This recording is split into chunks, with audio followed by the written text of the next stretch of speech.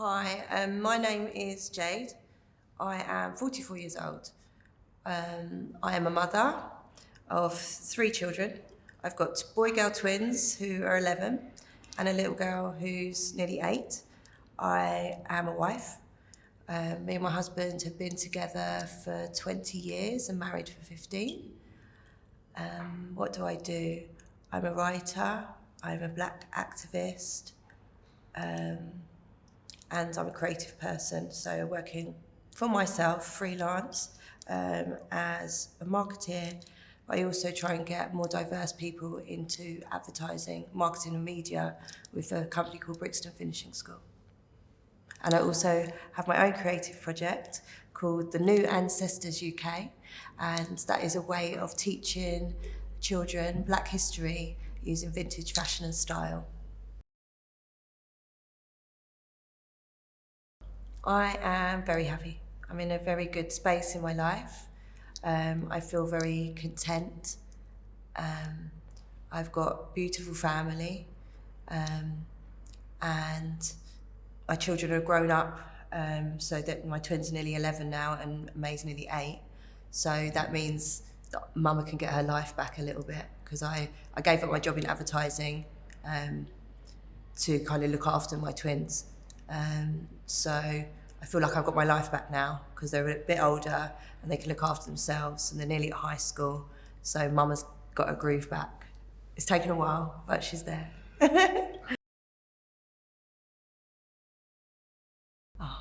I can cry over anything. Like, I'm quite an open book. I'm quite an emotional person. What's made me cry probably in the past couple of weeks is a lot of racism in the news. I don't know if you saw about the teenage girl that was beaten by the racist people in Ashford. And then there's so many news stories. And I've always studied race as a social construct and identity and all of these things. So having children, it was always important to me, being of mixed heritage. I'm half Jamaican, half English. But giving my children a secure future that is kind of, is there any change? Is there change in racism? They're going to go to high school soon, and are they going to be safe? So that makes me cry. As a mother, as a black mother, it's very worrying. Also, workplace, microaggression and politics. I mean, I don't really think much has changed since probably the 60s. I don't feel like we're really progressing, and if anything, it seems to be getting worse in that we, in social media and everything, we talk about it more. So I think the mental health implications of living in England, this country, and being black is kind of at a boiling point right now. So I wrote an article, I also write about Chris Cabba, and I said Black Britain is at boiling point. So it's quite a worrying time, I feel like, for us at the moment.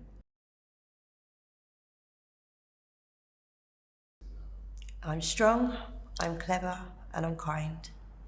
When my children were in incubators, I used to talk to them because they were 10 weeks premature. And that's what I've said. As long as you're strong, you're clever and kind, that's the main thing that I want for my children and I like for myself. But I think you're going to ask me next what my weakness is, and that I feel like they can also be weaknesses, in that I feel like sometimes I'm so kind that I help everybody before I help myself.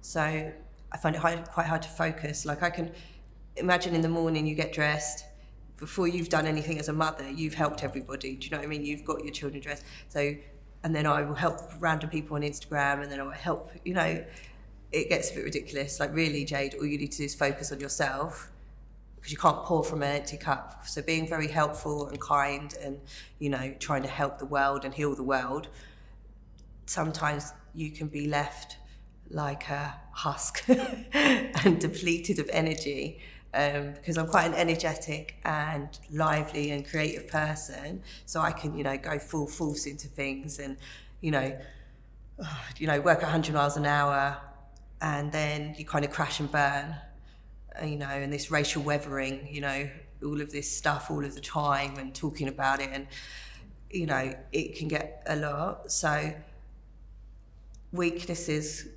kindness can also be a weakness, like people take the piss. So I listened to a podcast the other day, and a psychiatrist was saying like 20% of people are, but they can't really be helped. They're just maybe horrible people. But I wish I'd known that when I was younger, because you get kind of disappointed with people. And I think you get to my age, I'm like 44, nearly 45, and you realise that, some people are just not very nice. Do you know what I mean? And when you're very humble and kind, I think people take the piss a bit. Do you know what I mean? So there's always going to be those kind of people around. So I kind of can get really hurt, and that could lead to depression. But I'm trying to stay strong and happy and focused. My family, my relationship with my parents, my sister, my friends, being creative, doing creative stuff, dressing up, styling, just having fun. And dancing, I love dancing, I love music. I'm very passionate about my project, the New Ancestors UK. So teaching children Black history. I think that unless white children, from 2 years old, are taught real Black history, not slavery, real kings and queens and engineers, and the beginning of the earth was a Black woman, that racism will never change, because racism is a mental illness. So if I can do that in a fun way through pictures and storytelling and capture their thoughts. So the thought is that we've got like about 12 children, and that we're just going to keep capturing them. So we did a thing about, like Black Panthers in England and America, and we dressed them and we interviewed them about their thoughts about racism now. So we'll do that in creative different ways with them to capture their thoughts as they grow.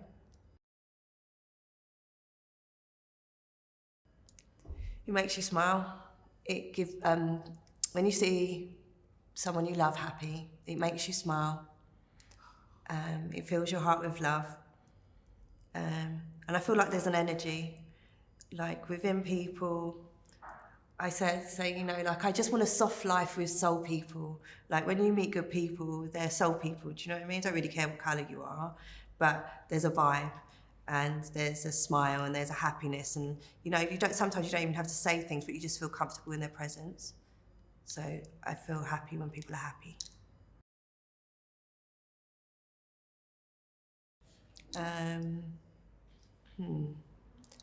This whole racism and the children and the news and the reports on racism, just all of the racism, all the bullshit, the government. When I see things on the TV, I'm shouting at the TV, so I've just turned it off. Sometimes you just have to turn it off and make it like invisible to you. I'm not very good at that. My husband makes me angry sometimes. My children make me angry sometimes. Anger's part of life, right? So, just deal with it. But don't get too angry. I feel like you just can be angry for a bit, but then you've got to let it go. I think I've always been quite a confident person, actually. There's only times when I get depressed that I'm not confident. But in general, I will walk into a room and speak to people. I just feel like I've got, probably from my upbringing, a confidence within myself, a love for myself. I just know, like, what makes me confident is I get up and get dressed. Like, I dress. Like, my dad's is Jamaican, and my mum, we dress nice, do you know what I mean? And I feel like that gives you a confidence. And even if you're having a really shit day, like if you put on some lipstick on, not you personally, well, if you want to, you could, but put some lipstick on, put your earrings, put a favourite piece of clothing on, and you wear your happy, do you know what I mean? So yeah, I think, finding your people, doing stuff that makes you happy, going for walks in nature, spending time with your friends, You know, don't be online all the time, although I am online all the time, but just being with your soul people, your family, your friends, having laugh and real conversations and listening to music makes me really happy as well.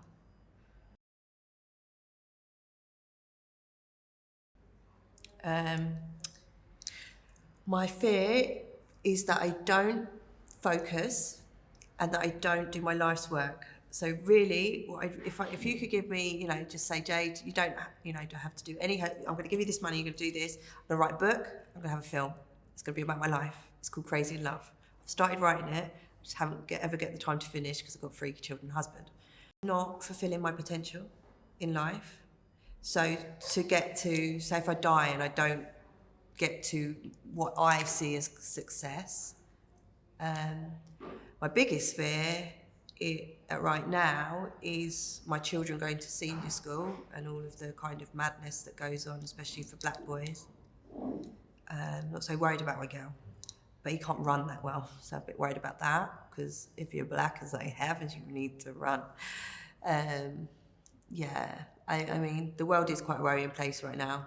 It's all a bit of a mess living in England. I feel like I'd be better off in a Caribbean island somewhere, but hey ho, got stolen for Africa, so we're here.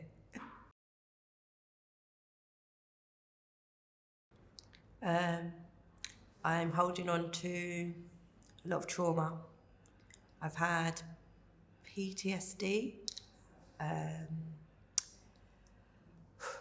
So when my third daughter, so I had my twins, and then lost a baby, had a miscarriage, and then had May. And when I get pregnant, you know, I'm so dramatic. I have to have all this treatment because my body thinks there's infection, gets rid of babies, so I have to pay all this money to have all this treatment to save baby. Total bed rest. Did that. She came 6 weeks early, whereas the twins were 10 weeks early, so it wasn't as bad. But then I asked for help because my husband was being a bit stressy because men really can't cope with this stress. And I don't know if anyone's in a relationship where he gets a bit heated. And I went for some help at the hospital, you know, said, you know, I'm diagnosed with bipolar disorder and this is what's going on at home, and I just want to protect myself and my children and make sure everything's okay. And I kept telling this story, but things got worse. And basically, I got locked up in a mental hospital. And black people are probably 5 times more likely to get whatever it is. Black women are 5 times more likely to die in childbirth. They tried to kill me when I had the twins. They left me in a room to birth alone. That was a bit traumatic, but we survived. And then I get locked up in a mental hospital. So I have a newborn baby. He's premature, breastfeeding. I get locked up in a mental hospital. And I've got 3-year-old twins. I'm writing a story about this because it's about keeping the strong black family together. It's a love story, but it's quite traumatic to write about. But I will do it, but it's quite traumatic. And it comes with a lot of memories. But through it all, I still posted on social media like everything was okay. But then I really did have a breakdown because I guess when the lady discharged me at the end of my stay, and she was the lady that worked below the white doctor who wasn't listening to anything I said, like, I've done cognitive therapy, I'm fine, I just want to get home to my children. And she was like, you know, Jade, you've done really well. Because the way I got through it, and the way I get through my life, is like, I'm the queen. I don't know if you've seen the Beyonce meme, where Beyonce's the queen and she's like, bow down peasants.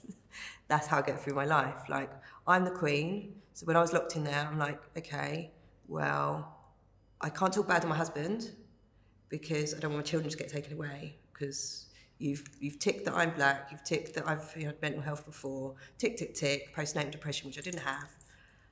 And then basically the lady said, you know, how well I'd done. And then when I was hiding from my husband in the charity shop, I met the doctor again, Dr. whatever her name is, I can say but I won't. And then after I was going through like real post-traumatic stress, like waking up in hot sweats in the night, like, because they gave me all these drugs because I hadn't been on drugs, and it made me really, really ill. and doing like mad things, like walking through the, the ward. Oh, anyway, madness. And then so I got finally plucked up the courage after like a year of like nightmares, waking up in hot sweats, screaming. And I phoned her and I said, "Doctor," and she said, "Yeah, I'm leaving this hospital and I'm going to go and work with children in Kensington." And I said, "Doctor, can I just ask you one thing, please?" I said, "Did the drugs that you gave me make me ill?" And she said, "Yes." And then I felt like it was like a crash, because it was like the injustice that I felt, and no one's ever going to believe me, and there's nothing I can do about it. I can't get back that time with my babies, and that hurts, and it's like a hole in my heart. But I am a strong black woman, but I'm also in a lot of pain, and it hurts. But I have to take from it that God wouldn't give you anything that you couldn't get through, and that my story has helped other people by talking about it. So it is what it is, and it's happened, and worse things happen to people all the time. So I just have to keep pouring into myself and focus on the task that I've been given, which is to talk my story, which helps other people to tell their story so that they don't feel so alone. My mental health is good at the moment. I feel like I'm in a happy place. I feel like I am the queen in my house. It's not perfect. Everybody has their EastEnders. And there was an argument the other day after a lovely week away, but I bossed it. So I feel like things are coming together. Let's not jinx it, God. I feel like I'm in a good space. I'm around a good tribe of people. I feel safe, secure and supported, and yeah, happy. My best friend, Corinne. Me and Corinne have been through so much together. Me and Corinne probably met when we were about 14, I think. So we're like 40, going to be 45 soon. And we've lived together, we've rolled together, we just used to do madness together. But we are good people. We used to rave hard together. And I can go to her, she doesn't judge me. I'm a Gemini, she's a Cancer. I used to live with her, we live together. We've done badness together, but we do greatness now. She's the godmother to my children, and she's very, very special to me. She's also a trained counsellor, so that's good. And she's also a great businesswoman, but she's a mother of 4, and she just gets me, so I don't need to explain. And then I've also got my gay best friend, John, and I love him to pieces, and we're very creative together, and we do business together, and he's just fun. But he's also a very kind, caring person. So I've got people around me that I can just be myself with, and they know everything. They've, visited me in mental hospitals, they've seen me on looking good, looking bad, fun, they just know me. So I just think really true happiness is just being yourself and just being allowed to be yourself and be free.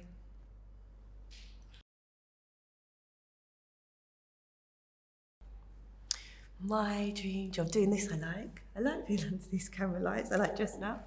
I need to write my book. I need to write my book and my film, and I have premonitions, I think I'm a witch. And I dreamt that when they nearly killed me when I had the twins, that I could get an Oscar for my film, so that's what I'm gonna do. Yes, I do feel valued. I know I'm special, I know I'm clever, I know I'm kind.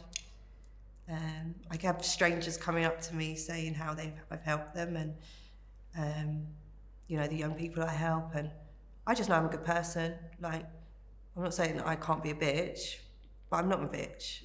I'm a genuinely good person. I will help anybody, and I don't think there's a lot of people like me. I'm one of a kind, like you're one of a kind. So I believe in myself. I am a good friend. I do believe I'm a good friend. I think with motherhood, You lose a lot of friends, you know, people change in life, you know, you get to this age, friends that you thought you'd have for life and not, you know, they can turn on you and backstab you and all sorts. Um, you know, with motherhood, it is hard, you know, trying to keep in contact with your friends, especially I don't live where I used to live, but I am always the person that will call. I will call you. Like if I have a dream about you, I'm worried about you, I probably could call you. Like if you give me your number, I'll just check in on you, just to check in you're fine. Do you know what I mean? I feel like with like social media and stuff, I make friends all the time. Like it's not a problem for me. Um, but I'm a good friend. I keep in contact with people. I worry about people a lot. I'm generally like a proper empath, like witch, sponge woman. So if you cross my mind, I'm calling you to check in if you're okay. Do you know what I mean? And everybody tells me everything. So like I am like the oracle. So if you're not, I'll find out anyway. Time is important, spending time with people. You know, is there enough time to spend quality time with everybody? But hopefully, you know, we've got all this technology now, we can stay in touch and send people music or so they know that we're thinking about them.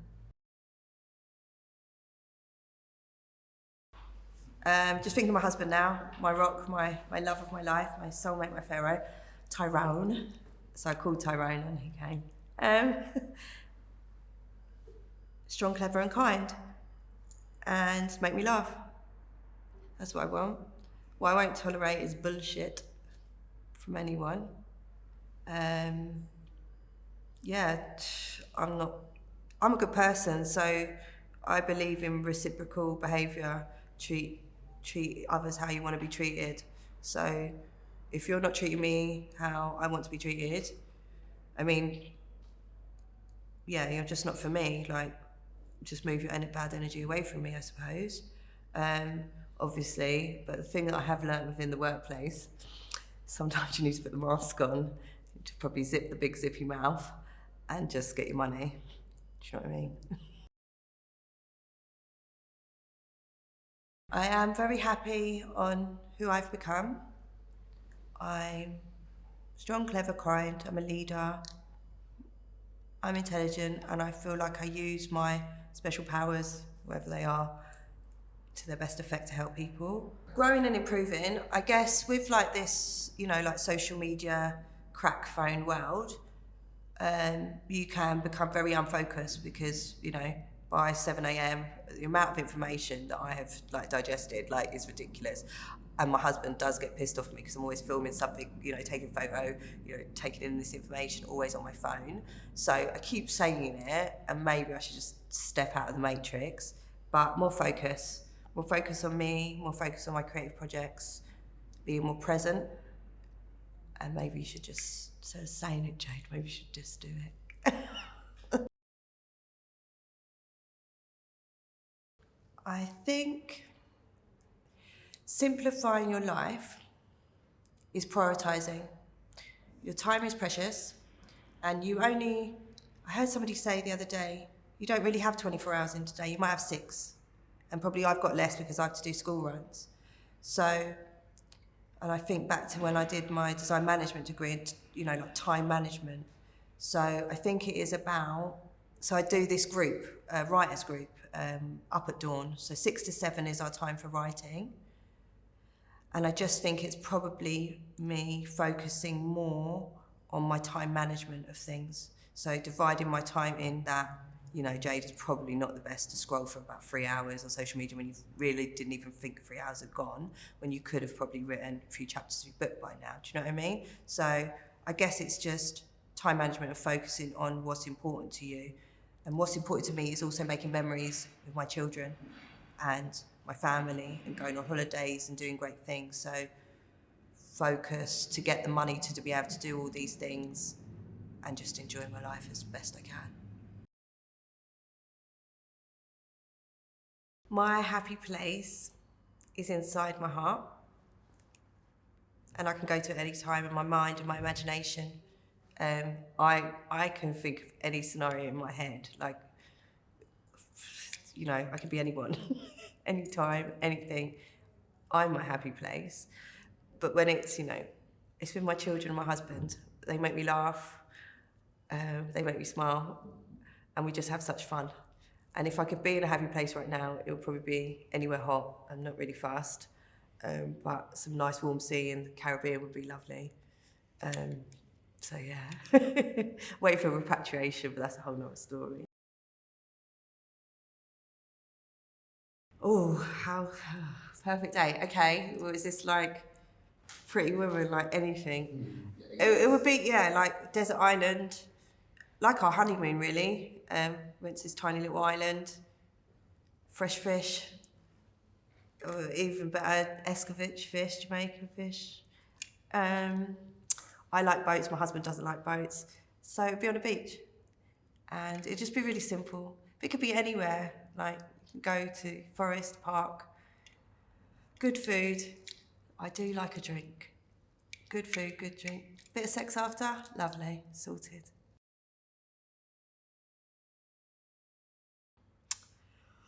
With the whole mental health thing, I feel like I just asked the wrong people. Like, I feel like maybe I was a bit in manic probably state in that I'd just been cut open and I was breastfeeding and all of these things.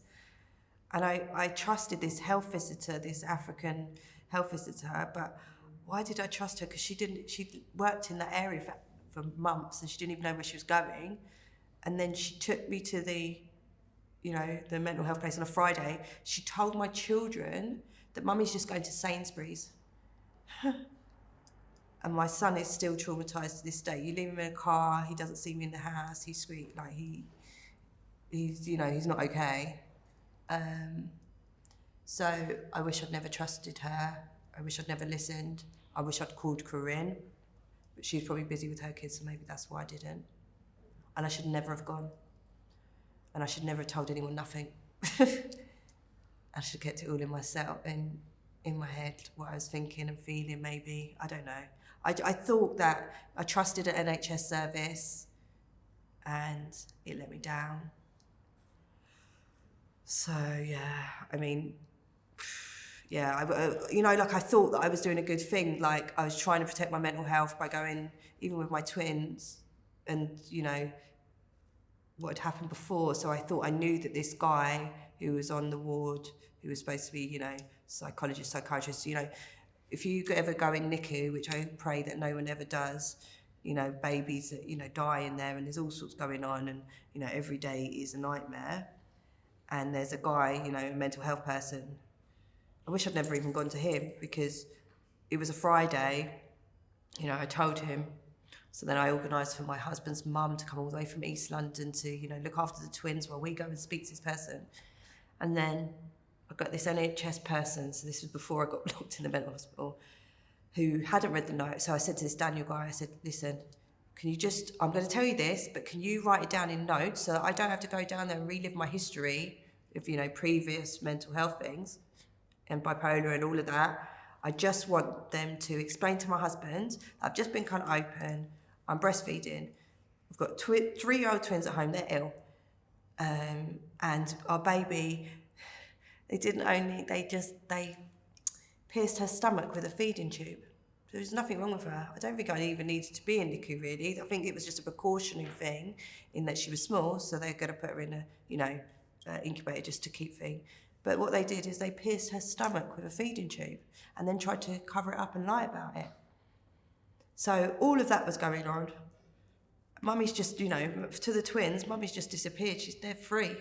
Mummy's having a baby, haven't seen her for 3 weeks, do you know what I mean? And haven't seen the baby yet. So there's all this stuff. And I told this guy, please, can you just write it down? But it was a Friday. And I think it was the day of the eclipse or something, or whatever it was. And the person hadn't read the notes, and she was new on the system. So she made me go downstairs in 45 minutes, tell her about all my life history, everything. And then at the end of it, she goes, and yes, you've got bipolar disorder. I was like, I told you that.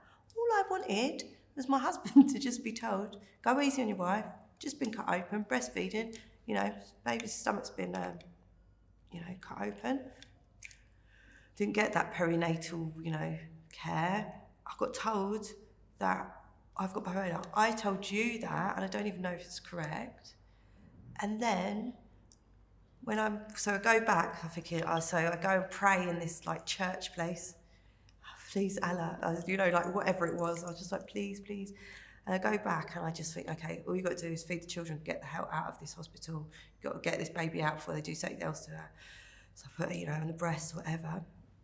And then I get this John Lennon looking geezer come up behind me. It's like, you have been sectioned under. And then this white woman looked kind of like white woman with like silver jewellery. I thought, oh, so she's come to see if I'm okay. No. And then I got this big shot put East European. You have been sectioned. I said, listen. I spoke to my husband. I go, listen, this ain't flipping Boop Hospital. You need to talk to these people. I'm not getting sectioned. I can't go to. And he talks to them and it's fine. But I was like, you're standing over me. I don't know if you can see, but I've got a baby attached to me. And the first rule of communication is sit down on someone's level. That's really scary. So anyway, I don't know if I answered that question. I went off on a tangent. But I feel like when you ask for help and you're black, make sure you ask the right bloody people. Because, boy, not everyone's here to help you.